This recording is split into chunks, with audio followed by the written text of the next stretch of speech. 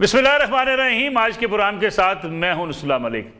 नाज़रीन, इस्लामाबाद में बड़ी बैठक हो रही है। 3 मुल्कों के वज़राए ख़ारजा इस्लामाबाद पहुंचे हुए हैं। मुज़ाकरात का सिलसिला जारी है, लेकिन दूसरी तरफ जंग के ख़तरात टले नहीं हैं। अमेरिका ज़मीनी फ़ौज भेजने की बातें कर रहा है तो ईरान ये वाज़े तौर पर ऐलान कर रहा है कि जो ही बहरी जहाज़ उनकी रेंज में आएंगे उन पर वो हमला कर देंगे। अमेरिका के अंदर से जंग के खिलाफ आवाज़ें उठी हैं। पूरी दुनिया में लोग मुजाहरे कर रहे हैं, जंग रुकवाने की बातें कर रहे हैं, लेकिन इन हालात में अमेरिका की तरफ से भी धमकियां ईरान को दी जा रही हैं। हालात किस तरफ जाएंगे, लेकिन एक बात बड़ी वाज़ेह है कि पाकिस्तान का किरदार बड़ा वाज़ेह तौर पर सामने आया है। पाकिस्तान मेज़बानी कर रहा है वज़राए ख़ारजा की। ईरान हो, अमेरिका हो, हर कोई पाकिस्तान की काविशों का मोतरफ है और यह कहा जा रहा है कि पाकिस्तान ने अपनी भरपूर सफारतकारी के नतीजे में तमाम मामलात को बेहतर करने के लिए अपना बेहतरीन किरदार अदा किया है। कौमों के अंदर जब जुर्रत और बहादुरी से फैसले किए जाते हैं तो फिर कौमों की ऐसे ही इज्जत बनती है। अगर आप श्रीनगर से आने वाले उस नौजवान का पैगाम सुन लें जिसने पाकिस्तान के फील्ड मार्शल अफवाज पाकिस्तान के सबरा से कहा है कि अल्लाह उसके रसूल सल्लल्लाहु अलैहि वसल्लम के बाद आप कश्मीरियों की उम्मीद सैयद आसम मुनीर साहब हैं, फील्ड मार्शल हैं। क्योंकि जिस तरीके से जुर्रत और बहादुरी के साथ फील्ड मार्शल सैयद आसम मुनीर ने भारत को नाकों चने चबाए और उनकी जारियत का मुंह तोड़ जवाब दिया, उस वक्त से पाकिस्तान की इन कोशिशों को, पाकिस्तान की सलाहियतों को हर तरफ माना जा रहा है। ज़रा सुनिएगा उस नौजवान ने क्या पैगाम भेजा है। ये वह इज्जत जो बहादुरी की बुनियाद पर फील्ड मार्शल ने हासिल की है और इसी बुनियाद पर उन्होंने पूरी दुनिया के दौरे किए। जहाँ जहाँ गए लोगों ने उनका बढ़कर इस्तकबाल किया, उन्हें एहतराम की निगाह से देखा गया, इसलिए कि बहादुर कौमों की और बहादुर रहनुमाओं की ही इज्जत की जाती है। अब इस मशक़ वुस्ता के क्राइसिस में भी फील्ड मार्शल सैयद आसम मुनीर के किरदार को और वज़ीर आज़म शहबाज शरीफ के किरदार को तमाम ममालिक तस्लीम कर रहे हैं और हमारी अब भी कोशिश है कि हालात अमन की तरफ बढ़ें और ख़ित्ते में इस्तेहकाम पैदा हो। आज के प्रोग्राम में इस मौजू पर बात करेंगे। मेरे साथ मौजूद है 2 सीनियर साफ़ी तजियाकार, जनाब इसार राणा साहब और इमरान शफकत साहब। इमरान शफकत साहब, प्रोग्राम का आगाज़ में आपसे करना चाहूँगा। मैं इस्लामाबाद में बड़ी बैठक है, वज़राए ख़ारजा इस्लामाबाद पहुँचे हैं, बड़ी कामयाबी करार दिया जा रहा है इसे पाकिस्तान की सफारतकारी की। एक वक्त था कि लोग यहाँ अक्सर सवाल उठाया करते थे, बल्कि अपोजिशन की तरफ से कहा जाता था कि इस हुकूमत को तो कोई जानता नहीं है, आइसोलेशन का शिकार है, दुनिया इसे तस्लीम नहीं करती। लेकिन एक बड़ा जो है इस वक्त पाकिस्तान को क्रेडिट हासिल हुआ है। ये मामलात किस तरफ आपको जाते हुए दिखाई देते हैं? क्या मशरिक़ वस्ता में कशीदगी कम करने में ये सफारतकारी कारआमद होगी? मलिक साहब, बहुत शुक्रिया आपका। देखें कि पाकिस्तान जो है वो अल्हम्दुलिल्लाह ये तकरीबन आप कह लें कि पिछले साल से हैरान ही कर रहा है। पाकिस्तान की वो फ़ौज हो, जब मई में हमारा मुकाबला हुआ था भारत के साथ, तो सच्ची बात ये है कि हम बहुत डरे और सहमे हुए थे कि इतनी बड़ी ताकत के साथ हम लड़ रहे हैं, तो क्या ये मुमकिन होगा? क्योंकि हमें तो इस तरह की खबरें मिलती थी कि उस वक़्त का मुल्क का जो वज़ीर आज़म है वो खड़े होकर कहता था कि मैं फिर क्या जंग छेड़ दूं या जंग कर दूं। हम एक दिन के लिए होल्ड नहीं कर पाए अभिनंदन को, उसको वापस किया। और हमें ये भी बताया जाता था कि जी के जंग वो टैंक जो हैं उनके लिए पेट्रोल नहीं होगा, ये होगा, वो होगा, इकॉनमी के ये हालात होंगे। तो बेसिकली विल का मसला होता है और जो लीडरशिप आपकी होती है उसकी अगर विल है चीज़ों को डील करने की, रास्ता निकालने की, तो वो अल्लाह ताला जो है, मेरा ख्याल है कि हमने देखा है जो कुछ हो रहा है अल्लाह पाक की रहमत ही है। विल हमारी है, हमारी लीडरशिप की है, पाकिस्तान की रियासत की है। और अब आप देखें कि किस तरह आज भी एक बहुत ज़्यादा क्लिप वायरल हुआ है कि पाकिस्तान के फ्लैग वाला जो एक शिप है वो उसको जो शूट कर रहे हैं, शूट से मुराद ये कि उसकी फिल्म बना रहे हैं जो ईरानी कोस्ट गार्ड वाले हैं। तो पाकिस्तान के लिए जो है वो अल्हम्दुलिल्लाह इज्जत वाले मामलात ही हैं, लेकिन ये मामला बड़ा सेंसिटिव है, इसमें भी कोई शक नहीं है। जब 2 ममालिक या 3 ममालिक आपस में जंग के ऊपर आ जाएं तो इसका मतलब ये होता है कि कॉन्फ्लिक्ट जो है वो शायद अपनी जगह पर मौजूद है। बातचीत के जरिए जो है वो इतना आसान नहीं है उसका हल होना। तो अपनी कोशिश कर रहा है पाकिस्तान। 3 जो वज़रा हैं, वज़रा ख़ारजा, वो पाकिस्तान में हैं और एक पाकिस्तान की अहम शख्सियत के बारे में ये भी रिपोर्ट किया जा रहा है कि वो इस वक्त अबू धाबी में है। तो पाकिस्तान कोशिश कर रहा है जी, और मेरा ख्याल है कि इसके ऊपर जो है हमें अल्लाह से दुआ करनी चाहिए और अमन के लिए अमन ख्वाहिश है पाकिस्तान की। अब ये कहना, बहुत से लोग कहते हैं कि जी ये पाकिस्तान को क्या मसला है इस सारे मामले में। भाईजान, ये पाकिस्तान बेसिकली अपनी बका की जंग लड़ रहा है। ये पाकिस्तान की अपनी सलामती की मामलात हैं।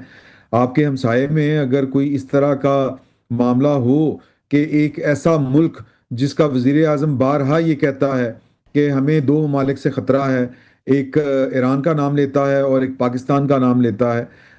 हम अपने आप को जितना मर्जी अंडरमाइन करें, लेकिन आपके जो इंटरनेशनली या जो आपके दुश्मन है पाकिस्तान की जो अदावत है वो एक तरफा नहीं है। ये इसराइल के साथ इसमें कोई शक वाली बात नहीं है। तो वो अपने मुंह से कहते हैं कि पाकिस्तान से हमें खतरा है। ईरान ने तो एटम बम का नाम लिया है, पाकिस्तान के पास तो सब कुछ है। बिल्कुल ठीक। तो ये चीजें जो हैं ये फ्यूचरिस्टिक हैं और पाकिस्तान अपनी सी कोशिश कर रहा है। उम्मीद है कि अल्लाह ताला कामयाबी अता करेगा। राणा साहब, जंग टली नहीं है, क्योंकि एक तरफ अमेरिका जो है वो ज़मीनी फ़ौजें भेजने की बात कर रहा है, दूसरी तरफ से ईरान का दावा है कि जो ही हमारे रेंज में आएंगे उनके बहरी जहाज़ हम उनको निशाना बनाएंगे। लेकिन पाकिस्तान की सफारती कोशिशें काफ़ी हद तक कामयाब हुई हैं। आज एक बड़ी बैठक इस्लामाबाद में, इसका मैंने जिक्र भी किया। फिर पूरी दुनिया में पाकिस्तान के इस किरदार को सपोर्ट भी किया जा रहा है, सराहा भी जा रहा है। अगर हम एक साल पहले की बात करें तो पाकिस्तान तहरीक इंसाफ या अपोजिशन कहा करती थी कि जनाब इस हुकूमत को पूछता कोई नहीं, ये अमरीकी गुलाम हैं। एक बड़ा दाग लगाने की कोशिश की गई इस मौजूदा रजीम के ऊपर कि जी अमेरिका के सामने तो ये आंख उठाकर बात नहीं कर सकते, इसलिए इमरान खान साहब के खिलाफ अदम एतमाद की तहरीक लाई गई थी। लेकिन आज अमेरिका भी चाहता है, अमेरिका रीट्वीट करता है, डोनाल्ड ट्रंप रीट्वीट करते हैं हमारे वज़ीर आज़म शहबाज शरीफ साहब के ट्वीट को। आज अमेरिका भी पाकिस्तान की तरफ देखता है। हाँ देखें, ये तो यहाँ समझता हूँ कि हालात बहुत सारी चीज़ों को वो कर देते हैं। तो बात ये कि रिजीम चेंज तो खैर अब इस टाइम डिस्कस में रहल नहीं बन रही, लेकिन हम अमेरिका के मुफादात के लिए जो बेहतर होता है कर भी रहे हैं। बल्कि अगर मैं ट्रंप की उस बात को, जो उसने मेरे ख्याल झूठ बोला कि जी पाकिस्तानी फ्लैग वाले जो आयल कंटेनर से वो हम तक आए ये वो, तो मैं तो खैर उस बात को नहीं तस्लीम करता। लेकिन मेरा ख्याल है कि आज हम अमेरिका को हर तरह की वो दे रहे हैं फैसिलिटी से मुराद ये है कि हम खुल के अमेरिका के ख़िलाफ़ नहीं बात करते कि उसने एक हमारे हमसाया मुल्क के अंदर घुस के दहशतगर्दी की, उनके लीडरशिप को मारा, शहीद किया, 1600 बच्चों को मार दिया। वहाँ पे वो जो चाहता है दरअंदाजी करता है, हम उसके खिलाफ नहीं बात करते। लेकिन ईरान हमारी तारीफें क्यों कर रहा है साहब? हम किसी को कर सकते हैं, हैं जी? ईरान हमारी फिर तारीफों के क्यों गा रहा है? डेफिनेटली ईरान अब हर क्या नाम है मुहाज तो नहीं खोलेगा ना, और हमारी उसके साथ एक लंबी सरहद है जो एक मुश्तरका है। और तीसरी बात यह है कि आज जो हमारे यहाँ हो रहा है बहुत अच्छी बात है, अल्लाह करे कि कोई रास्ता निकल आए, जंग टल जाए, मजीद नुकसान ना हो। लेकिन ये वही ममालिक हैं जो अमेरिका के हलीफ हैं। इसमें जब तक ईरान नहीं बैठता तब तक तो मैं समझता हूँ इन मुज़ाकरात का कोई फ़ायदा नहीं है। जब तक जो असल स्टेक होल्डर हैं, जो ईरान है, इसराइल है, वो नहीं मुज़ाकरात का हिस्सा बनते तो ये तो हम तो वो सारे वही लोग हैं जो अमेरिका के हलीफ हैं। तो इसमें हम बैठ के क्या कर लेंगे? लेकिन हाँ, पाकिस्तान का किरदार जो है उसके कोई इनकार मुमकिन नहीं है। और अल्हम्दुलिल्लाह पाक फ़ौज ने जिस तरह इंडिया को शिकस्त दी, उसके बाद हम दुनिया के अंदर एक ये नज़रिया नया आया कि पाकिस्तान पे ट्रस्ट किया जा सकता है, उनको डिफेंस के हवाले से हम बहुत सपोर्ट कर सकते हैं। और हो सकता है कि जब अमेरिका यहाँ से शिकस्त खा के भागे तो खलीजी ममालिक जो है टोटली हम पे बैंक करें। बहरहाल इस वक्त तो जो सूरत हाल है उसमें यह कि बहरहाल हम अमेरिका के साथ भी हैं, सऊदी अरब के साथ भी हैं और ईरान के साथ भी हैं। तो ये कामयाबी नहीं है राणा साहब कि हम तमाम ममालिक जो है हमारे ऊपर एतमाद कर रहे हैं? आप अमेरिका भी आपके ऊपर हमला कर रहा होता, कामयाबी नाकामी तो आने वाला वो करेगा। लेकिन ये कि दुनिया में लोगों को स्टैंड लेना पड़ता है। यूरोपीय ममालिक जो है अगर वो स्टैंड ले रहे हैं अमेरिका के खिलाफ और वो कह रहे हैं कि ये इसने ज़्यादती कर रहे हैं, तो हम क्यों नहीं कोई उसके खिलाफ अभी तक बात कर सके? हो सकता है इसी को कामयाबी कहा जाता हो। 1 करोड़ लोग तकरीबन निकले अमेरिकी सदर के खिलाफ अमेरिका में, तो यहाँ तो हम नहीं कर सकते प्रोटेस्ट, तो होने ही नहीं दिया जाएगा। क्यों जी इमरान देखें, शफकत साहब? मैं जी जी जी जी इमरान साहब। मैं गुजारिश ये कर रहा हूँ कि कामयाबी तब होती कि पाकिस्तान के हालात अमेरिका के साथ भी बैक वक्त खराब होते, ईरान के साथ भी होते, सऊदी अरब के साथ भी होते, जिस तरह पिछले दौर में थे खराब हमारे ताल्लुकात। और कामयाबी अगर अगर आप मैं ये शहबाज शरीफ साहब फील्ड मार्शल साहब से कहूँगा कि अगर आप वाकई सच्ची मानों में कामयाबी हासिल करना चाहते हैं, ऐसी कामयाबी जो राना साहब जैसे हमारे दोस्त हैं वो इसको तस्लीम करें कि ये है असल कामयाबी, वो हासिल करनी है, तो फिर आपको अडयाला जेल राब्ता करना चाहिए। फिर ये जो है वो कामयाबी तस्लीम की जाएगी ऊपर से लेकर नीचे तक। और अल्लाह के बंदो, बात ये है कि सफारतकारी और किसको कहते हैं? क्या सफारतकारी इसका नाम है कि आप जो है वो अमेरिका के मुंह में मुंह दे दें, या जनाब अपनी गर्दन जो है वो अमेरिका के हाथ में दे दें? इस हकीकत से कोई इनकार कर सकता है कि अमेरिका जो है वो इस वक्त सुपर पावर है? क्या इस हकीकत से कोई इनकार कर सकता है कि उसने ईरान की ईंट से ईंट बजाई है? क्या कोई इस हकीकत से इनकार कर सकता है कि इस सारी बातों के बावजूद पाकिस्तान ने जो है वो ईरान के ऊपर जो हमला हुआ है उसको कंडेम किया है? क्या इस हकीकत से कोई इनकार कर सकता है कि ईरान ने जिन 3 ममालिक का जिक्र किया उधर यूएन में बैठ के, उनमें एक नाम पाकिस्तान का भी था? क्या इस हकीकत से कोई इनकार कर सकता है कि आबना हुर्मत से जिन लोगों की या जिन ममालिक की जो तरसीलात हैं वो जारी हैं, आमदोरफ्त जारी है, ट्रांसपोर्टेशन की खुली इजाज़त है, उनमें पाकिस्तान शामिल है? तो इन सारी कामयाबियों को उस वक्त तक तस्लीम कुछ लोग नहीं करेंगे जब तक हुकूमत में इमरान खान साहब नहीं होंगे। उनको अच्छा ही नहीं लगता कि पाकिस्तान को कोई क्रेडिट मिल जाए इमरान खान के बगैर। तो क्यों जी राणा साहब, अपनी ये जो एनक है ना वो हम पाकिस्तान जी जी वाली अगर बना लें तो मेरा ख्याल है कि पाकिस्तान के मफाद में अपना मफाद देखें। अगर अगर किसी की सियासत जो है वो मतलब फ्राई हो रही है, तेल लेने चली गई है, तो जरा बर्दाश्त कर लें, ये वक्त गुजर जाएगा, फिर सियासत जो है वो अपनी अपनी हम कर लेंगे। क्यों जी राणा साहब, ये तासर क्यों पैदा हो रहा है कि जनाब बर्दाश्त नहीं हो रहा पीटीआई से? वो कहते हैं जनाब अडयाला जाएं, वहाँ से ही रहनुमाई लें हर काम के सिलसिले में।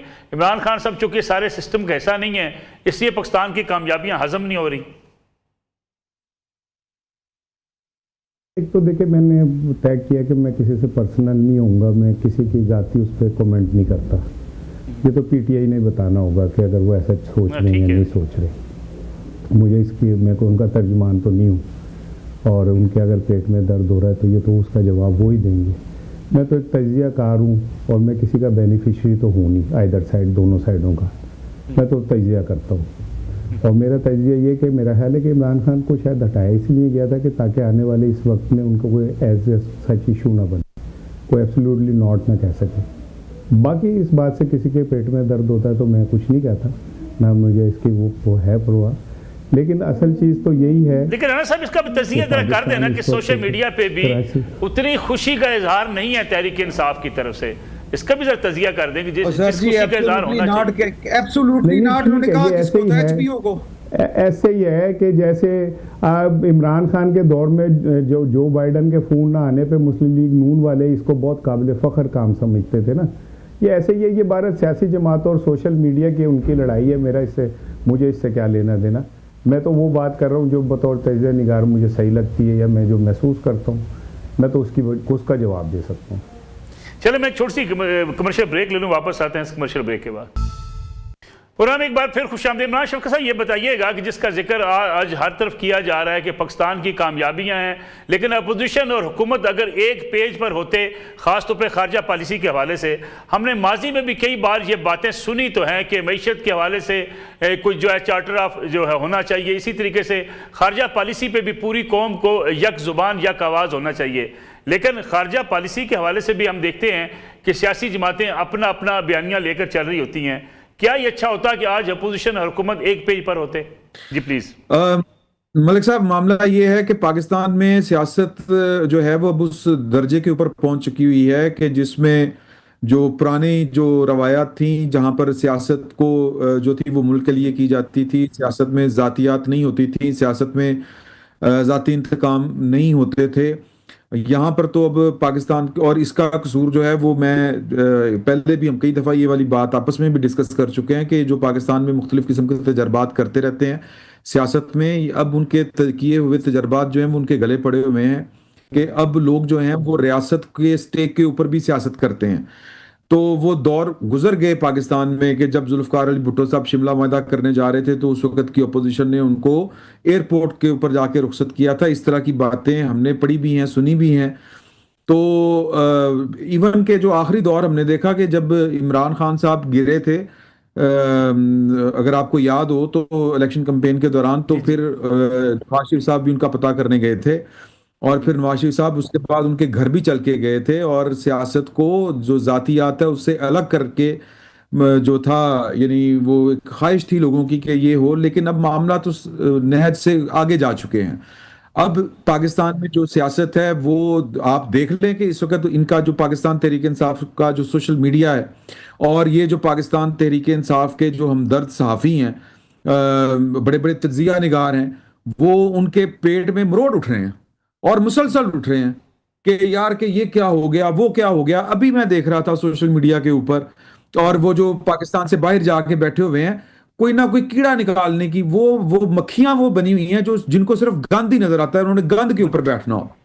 पाकिस्तान का मुफाद इनके यहाँ कोई माने नहीं रखता, वो अपोजिशन हो, वो इनकी पॉलिटिकल लीडरशिप हो, वो इनके पॉलिटिकल या सियासी कारकुन हो, इवन के जो सहाफत से भी वाबस्ता लोग हैं जो पाकिस्तान तहरीक इंसाफ की तरफ झुकाव रखते हैं, उनके यहाँ पाकिस्तान की कोई ना अहमियत है ना ये कि यार आप वक्ती तौर के ऊपर बर्दाश्त कर लें भाई। जब जंग हो रही थी मई में, ये इनकी वो एक खातून है, वो इस वक्त मेरे ख्याल जेल में है, उन्होंने, मैंने खुद अपने कानों से सुना, उन्होंने ये इस तरह के इंटरव्यूज दिए कि हम बताएंगे पाकिस्तान के फौजियों के ठिकाने, इनको आने तो दें। अलीमा बीबी कह रही थी कि ये ड्रामा चल रहा है, ये नवाज शरीफ और मोदी मिलके खेल रहे हैं, और अब भी यही कह रहे हैं कि ये सारे ड्रामे चल रहे हैं। यानी कि अमेरिका ऑलमोस्ट इस वक्त दुनिया की तीसरी जो आलमी जंग है, हम उसकी दहलीज के ऊपर खड़े हैं। पाकिस्तान फायर फाइटिंग की कोशिश कर रहा है और अमेरिका से अलहदा से आपको आता है। ये आगे से कहते हैं अमेरिका को जवाब क्यों नहीं देते हम, और भाईजान और ये ट्रंप उसके ऊपर एतराजात, जो बाइडन की बातें, ये वो लोग हैं पाकिस्तान तहरीक इंसाफ वाले जिन्होंने मिलियंस डॉलर लगाए हैं कि ये जो सेनेट है वहां से पाकिस्तान के खिलाफ जो है वो कानून मंजूर हो सके। कोई इन्होंने लॉबिंग की है ट्रंप की हिमायत हासिल करने के लिए, और जब ट्रंप आया था तो ये भंगड़े डाल रहे थे, इनके भंगड़े पड़े हुए हैं यूट्यूब के ऊपर, एक फोन आएगा, वो खुद आएगा, वो डयाला में आएगा, वो ये हो जाएगा, वो हो जाएगा। भाई आपकी नहीं सुनी जा रही तो पाकिस्तान की सुनने दें, पाकिस्तान की सुन लें। बिल्कुल ठीक है राणा साहब। यही कल जो है हमारे प्रोग्राम में अजहर सदीक साहब थे, वो भी कह रहे थे जी कि अमेरिका के जो सामने हमें डट जाना चाहिए। डट जाना किसे कहते हैं? हमने ईरान के ऊपर हमले की मजम्मत भी की, दफ्तर खारजा ने मजम्मत की, पाकिस्तान ने खुलकर कहा कि ईरान के ऊपर जो है जंग मुसल्लत की गई है, शहीद किए गए उनके रहनुमा को, उनके सुप्रीम लीडर को शहीद किया गया। इससे ज़्यादा पाकिस्तान खुलकर क्या करता? दूसरा ये बताइएगा कि अपोजिशन और हुकूमत खारजा पॉलिसी के हवाले से एक पेज पर क्यों नहीं आ सकते? अच्छा देखिए मलिक साहब, बात यह है कि मैं पहले तो जो जुल्फकार अली भुट्टो साहब वाली आपने बात की ना, मैं ज़रा उसको बिल्कुल मुझे भी अच्छी तरह याद है। और भुट्टो साहब ने तो जाने से पहले तमाम मकतबा फ़िक्र से मशवरा किया था, उल्मा से अलहदा, सोशल वो जो रहनुमा थे उनसे अलहदा, और फिर सियासतदानों से अलहदा, वकला से अलहदा। इस हुकूमत ने कितने मशवरे कर लिए अब तक, कितने लोगों को बुला के उन्होंने इस पर बात की है। अपोजिशन तो बुलाने वाली लास्ट में गई नहीं राणा साहब, बुलाया था अपोजिशन को जी, अपोजिशन को तो बुलाया था, एक इजलास बुलाया था जो इन्होंने मौके पे कैंसिल कर दिया। नहीं, एक इजलास बुलाया था जिसमें सीएम्स को इनवाइट किया था और वो एन मौके पे मुलतवी हो गया था। उसके अलावा कौन सा इजलास बुलाया मुल्क की सूरत हाल पे डिस्कशन के लिए? पार्लिमानी पार्टीज को बुलाया गया इस तरह का,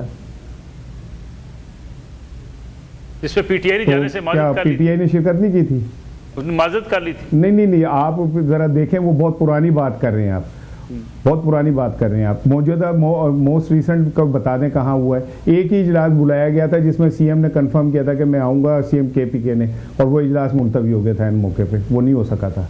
दूसरी चीज़ ये है कि जुल्फकार अली भुट्टो को इसलिए छोड़ने गए थे अपोजिशन के, वो इलेक्टेड प्राइम मिनिस्टर थे और अपोजिशन ने शिकस्त मानी थी कि हाँ भुट्टो जीता हुआ वज़ीर आज़म है। वहाँ पे अपोजिशन ने ये नहीं कहा था कि ये कोई खैरात के ऊपर बना हुआ वज़ीर आज़म है। बड़ा फ़र्क है चीज़ों के अंदर।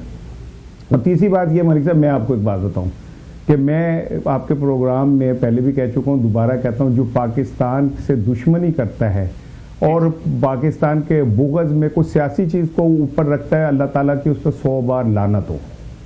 जो पाकिस्तान के ऊपर कोई चीज़ प्रेफरेंस करता है, वो पार्टी हो, वो लीडर हो, वो कुछ भी हो, मेरे लिए पाकिस्तान सब कुछ है। लेकिन मैं हैरान होता हूँ, ये जो सर्टिफिकेट बांटने वाले लोग हैं, कल अमेरिका में 1 करोड़ लोग निकले अमेरिका के सदर के खिलाफ, तो उन्हें क्या, उन्होंने गद्दार करार दे दिया था? उन पे मुकदमे बन गए थे कि जी क्योंकि तुमने जंग के मौके पे अपने सदर के साथ नहीं खड़े हुए, लिहाजा तुम गद्दार हो और हम सर्टिफिकेट बांटेंगे या हमारे लोग आगे से बैठ के सर्टिफिकेट बांटेंगे। क्या डिफरेंस ऑफ ओपिनियन कोई नहीं हो सकता? लेकिन राणा साहब, ईरान के हक में निकलने से गवर्नमेंट ने मना किया हुआ किसी को कि ईरान के हक में या जंग रुकवाने के लिए अगर लोग निकल आए, पीटीआई के लोग निकल आए, बाकी लोग निकल आए, किसी ने मना किया? जी, सेनेटर मुश्ताक को क्यों गिरफ्तार किया था इसराइल के खिलाफ मुजाहरा करने पे? चलें कल ऐसा करते हैं, आप और मैं मिलके कोई 15-20 लोग अमेरिका के खिलाफ मुजाहरा करते हैं। ये कराची में क्या हुआ जो लोग मुजाहरीन निकले थे उनके साथ? नहीं, वो तो किसी जो है अमेरिकी कौंसल खाने पे हमलावर हो गए थे, पुरअमन एहतिजाज से तो किसी ने रोका। देखिए ना, आपने उस अमेरिकी कौंसल खाने के को जस्टिफाई कर दिया, मरने वालों को नहीं किया आपने। नहीं, देखिए आप किसी के 16-17 लोग मर गए, वो क्यों, कैसे मर गए, किसकी गोली से मरे, उस पे आज तक मुझे, मैं कह रहा हूँ जिन्होंने हमला किया उनको सजा मिलनी चाहिए थी, लेकिन क्या आज तक इस पे कोई तहकीकात, आजाद इंक्वायरी हुई है? कोई बताएं, कोई अभी तक कोई हुई है तो मुझे बता दें कि कोई हुई है। शफकत सब कुछ कह रहे हैं, मेरे इल्म में भी आ जाए कि हाँ जी उस पे कोई तहकीकात हुई है। ये चूंकि इसार राना साहब जो हैं मेरे बड़े भाई हैं, ये जो हैं वो तज्जिया निगार हैं और मैं इससे ज़्यादा इनको कुछ नहीं समझता, लेकिन बड़ा भाई समझता हूँ। इसके अलावा मैं सिर्फ ये बताना चाहता हूँ कि इनके नज़दीक जो है वो एहतजाज सिर्फ है हमले करने का नाम, और ये कि वो अमेरिकी कौंसल खाने पे हमला कर दें, गिलगित बल्तिस्तान में अक़वाम मुत्तहिदा के दफ्तर पे हमला कर दें, ब्रिगेड हेडक्वार्टर के ऊपर हमला कर दें, पाकिस्तान के जो सिक्योरिटी फोर्सेस से ताल्लुक़ रखने वाले लोग हैं उनको जिंदा जला दें। इनके लिए ये इसको और जो अमेरिका में पुरअमन एहतजाज हो रहे हैं उनको एक लेवल के ऊपर रखते हैं। अब इस मेंटालिटी के ऊपर हम क्या बात कर सकते हैं? ये अमेरिका में जो है वो लोगों ने जो मुजाहरे किए हैं वो 9 मई जैसा उनका रिकॉर्ड कोई नहीं है। उन्होंने जाके जो ईवान सदर है उनका वाइट हाउस है उसके ऊपर हमला नहीं किया, पेंटागन के ऊपर जाके हमला नहीं किया, वहाँ फौजियों को उन्होंने उनकी बसों के ऊपर या फौजी गाड़ियों के ऊपर पथराव नहीं किया। इख्तलाफ राय एक अलहदा चीज़ है, पुरअमन एहतजाज एक अलहदा चीज़ है। इनको जब मौका मिलता है ये कभी कैंट गुजरांवाला कैंट में घुस जाते हैं, कभी ये जनाब वो मियाँ वाली त्यारों को जाके जला देते हैं, कभी ये सरगोदा, कभी फैसलाबाद, हर जगह के ऊपर इन्होंने जो कुछ किया हुआ है। इसके बाद ये कहें कि जी कि इनको एहतजाज की इजाज़त मिलनी चाहिए, चलें ले लें एहतजाज की इजाज़त। अभी तक इन्होंने महंगाई के खिलाफ कोई एहतजाज किया? जी जी बिल्कुल ठीक है राणा साहब। और मैं मुश्ताक जी मैं मुश्ताक साहब का भी आपको ज़रा वजाहत कर दूं। मुश्ताक साहब एक रोज़ पहले गज़ा के हवाले से एक बड़ी कॉन्फ्रेंस में शरीक थे, हज़ारों का मजमा था एम्बेसी रोड के ऊपर। उससे अगले रोज़ डी चौक में अकेले अपनी एहलिया के हमरा फिर रोड बंद करके बैठ गए थे, इसलिए वहाँ से उनको उठाया गया। ये एहतजाज के नाम के ऊपर रोड बंद करना, सड़क बंद करनी, पथराव करना, जलाओ गिराव करना, मेरी बात सुन ले। ये वो जो अदालतें इजाजत देती थी वो अब अदालतें उस तरह की नहीं रही, वो गुड टू सी यू वाली। वो एहतजाज के जो अदालत ने कहा था कि आपने ये इस्लामाबाद के अंदर आके ये काम नहीं करने, जब अदालत को बताया गया तो उन्होंने कहा हो सकता है हमारा फैसला ही ना पहुंचाओ इमरान खान साहब तक। जी राणा साहब, मोहब्बत वही अंदाज पुराने मांगे, अब वो पुराने अंदाज देने के लिए कोई तैयार नहीं है। राणा साहब देखिए, एक तो बात यह कि मैं आज़ादाना अपनी एक राय रखता हूँ, बिल्कुल ठीक है ना, और उस पर मैं अपने स्टैंड करता हूँ। तो इमरान शफकत मेरे छोटे भाई हैं और मैं इनका दिल से एहतराम करता हूँ। और मेरा ख्याल है कि पीटीआई दौड़ में जब ये एक दफ़ा गिरफ़्तार हुए थे तो इनके लिए एहतजाज करने और आवाज़ बुलंद करने वालों में मैं भी शामिल था। तो मैं तो किसी से पर्सनल उस पर होके नहीं बात करता, मैं बात करता हूँ एक आज़ाद जमहूरी रवैये की। उसे जोड़ देते हैं आप फोर्सेस पे हमले पे। मैंने तो कभी फोर्सेस पे हमले की हिमायत नहीं की। अल्लाह उनका बेड़ा गर्क कर दे जो पाकिस्तान को नुकसान पहुँचाना चाहते। अल्लाह उनके घर को तबाह और बर्बाद कर दे। नहीं, इमरान साहब कहना, लेकिन आपसे बात नहीं कर, इमरान साहब ये कहना चाह रहे थे कि पुरअमन जो एहतिजाज और पुरतशद्दुद एहतिजाज दोनों मिक्स नहीं किए जा सकते। सर सुन लेना, सर सुन लेना मलिक साहब, मेरी अर्ज सुन लेना। जब अमेरिका में 70 लाख लोग निकले तो उन्होंने रोड ही ब्लॉक किया होगा ना, कि वो हवाओं में जाके आसमानों पे उड़ते हुए एहतिजाज किया होगा उन्होंने। और पुरअमन तरीके से 70 लाख लोग सड़कों पे निकले होंगे तो रोड ही ब्लॉक हुआ होगा ना, है जी। और पुरअमन तरीके से मुतशिर भी होंगे। एसओपी क्या कह रहे हैं, आपको इजाजत लेनी पड़ती है। तो मैं यही तो कह रहा हूँ सर, सुन लेना।